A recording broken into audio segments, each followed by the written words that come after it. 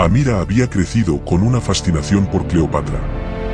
Su nombre resonaba como un eco profundo de una era pasada, y su figura, legendaria y compleja, había cautivado la imaginación de todos. La última reina de Egipto no solo era famosa por su inteligencia, sino también por su astucia política y una belleza que parecía desafiar el paso del tiempo. Para Amira, sin embargo, lo que más la atraía no era el esplendor de la reina, sino el misterio detrás de su reinado, especialmente la enigmática historia de la llave de Cleopatra, una reliquia mística que, según las antiguas leyendas, contenía un poder ancestral capaz de cambiar el curso de la historia.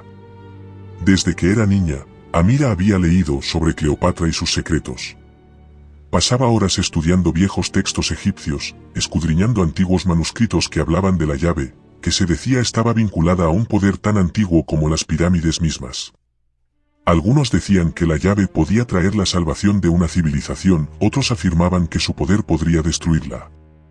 Para Amira, el reto no solo era encontrar la llave, sino comprender su verdadero propósito y, quizás, desentrañar las lecciones ocultas por Cleopatra. La obsesión de Amira con este artefacto le había costado muchas amistades. En su mundo académico, los demás veían su dedicación como una mera fascinación con mitos y leyendas, pero para ella, esa llave representaba mucho más, la oportunidad de descubrir algo que trascendiera su vida, algo que ofreciera respuestas a preguntas mucho más grandes que las que la historia podía ofrecer. Amira no solo veía la llave como un objeto de poder, sino como una conexión con algo mucho más profundo. En sus noches de insomnio, cuando los textos antiguos parecían susurrarle secretos desde las sombras de su estudio, pensaba en lo que la llave podría representar. ¿Era una señal de la grandeza de Cleopatra? ¿O tal vez un recordatorio de los sacrificios realizados por quienes fueron tocados por el poder de esa reina, tan fuerte y tan frágil a la vez? El vacío que había sentido tras la muerte de su madre había sido profundo, como una grieta en su alma. Quizá la llave, al igual que el legado de Cleopatra, ofrecía una forma de sanar esas heridas o, tal vez, de comprenderlas. Pasó años viajando por Egipto, recorriendo el desierto y explorando templos olvidados en busca de cualquier pista que la guiara hacia la llave. Las vastas extensiones de arena y las ruinas cubiertas por el polvo del tiempo parecían consumirla, pero ella no cedió. Cada nueva pista la acercaba más a la verdad. Fue en el templo de Isis, en el corazón del desierto egipcio, donde por fin se encontró con la revelación que había estado esperando. El aire estaba pesado de calor y polvo cuando Amira llegó a las ruinas. El sol del mediodía caía implacable sobre la tierra, y la figura de la antigua estructura del templo parecía desmoronarse lentamente en la distancia. Las columnas caídas y los muros rotos eran testigos mudos de la grandeza de un tiempo perdido. Caminó entre las ruinas, casi hipnotizada por la quietud del lugar, hasta que sus ojos se posaron en algo peculiar. En una pared erosionada por el paso de los siglos, una inscripción apenas visible llamó su atención. El corazón de Amira dio un salto. La piedra era áspera y vieja, pero las palabras eran claras. Había sido el trabajo de alguien, tal vez de un sacerdote o escriba, quien había intentado dejar un mensaje a aquellos lo suficientemente audaces para buscarlo. Al principio, pensó que era otro fragmento sin importancia, uno más de las muchas advertencias y rituales del antiguo Egipto. Pero al leer las palabras, su corazón se aceleró. La llave de Cleopatra, quien desee liberar este poder, deberá estar preparado para sacrificarse, pues el precio es más alto de lo que se imagina. Esas palabras resonaron en su mente, como un eco distante pero palpable. La revelación la invadió de manera visceral. Había encontrado lo que había buscado durante tanto tiempo, y el miedo se mezcló con la emoción. ¿Qué sacrificio implicaría el poder de la llave? ¿Realmente estaba preparada para enfrentarlo?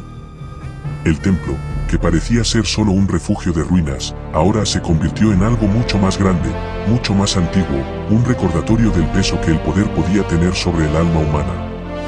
La advertencia de sacrificio la hizo vacilar, aunque solo por un momento.